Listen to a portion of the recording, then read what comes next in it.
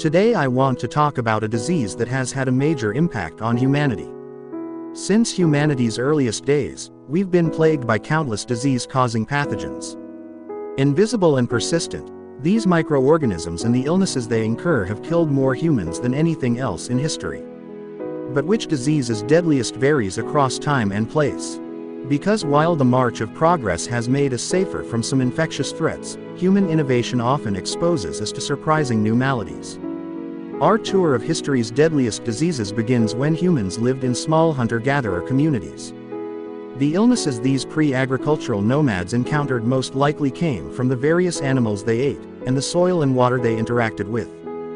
There are no written records to help us identify these diseases. However, some illnesses leave distinct growths or lesions on the skeleton, allowing bioarchaeologists to diagnose ancient remains.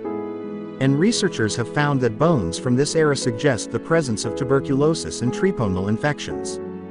While these conditions are life-threatening, the deadliest diseases are invariably part of widespread epidemics, and there's no evidence of any large-scale outbreaks in this lengthy pre-agricultural period. However, when humans started developing agriculture around 12,000 years ago, it brought a whole new crop of diseases. Early farmers knew little about waste and water management, setting the stage for diarrheal diseases like dysentery. Much worse, the proliferation of open fields and irrigation created standing pools of water which brought mosquitoes and in turn malaria, one of history's oldest and deadliest diseases. We don't know exactly how many early farmers malaria killed, or how many it left vulnerable to other lethal infections. But we do know this mosquito-borne illness continued to spread through humanity's next major development, urbanization. In small communities, infectious diseases like measles and smallpox can only circulate so long before running out of hosts. But in densely populated regions with high birth rates, fast-evolving viruses like the flu can continually infect new individuals and morph into various strains. When large settlements became common, medical science hadn't advanced enough to effectively treat or even distinguish these variants. Nor was it prepared to deal with one of the deadliest pandemics of all time, the Black Death.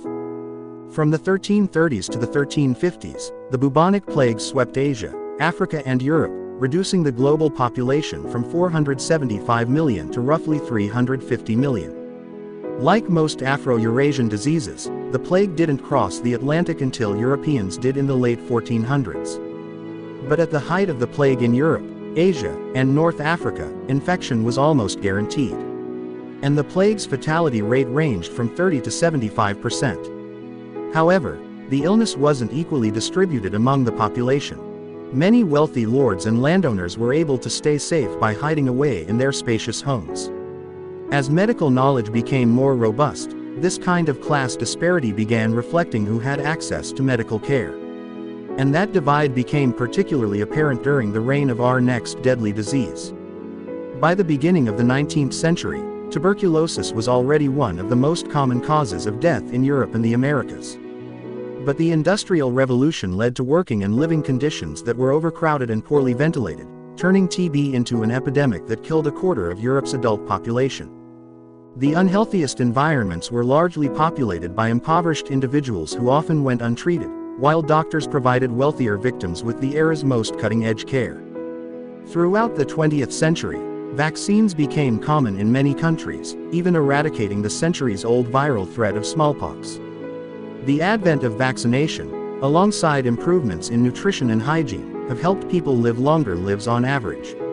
And today, medical advances in rapid testing and mRNA vaccines can help us tackle new outbreaks in record time. However, countless regions around the world remain unable to access vaccines, leaving them vulnerable to older threats. Malaria still takes the lives of over 600,000 people every year, with 96% of deaths occurring in communities across Africa. Tuberculosis continues to infect millions, almost half of whom live in Southeast Asia. Addressing these ailments and those yet to emerge will require scientists to develop new and more effective medicines. But something governments and health care systems can do today is working to make the treatments we have already accessible to all.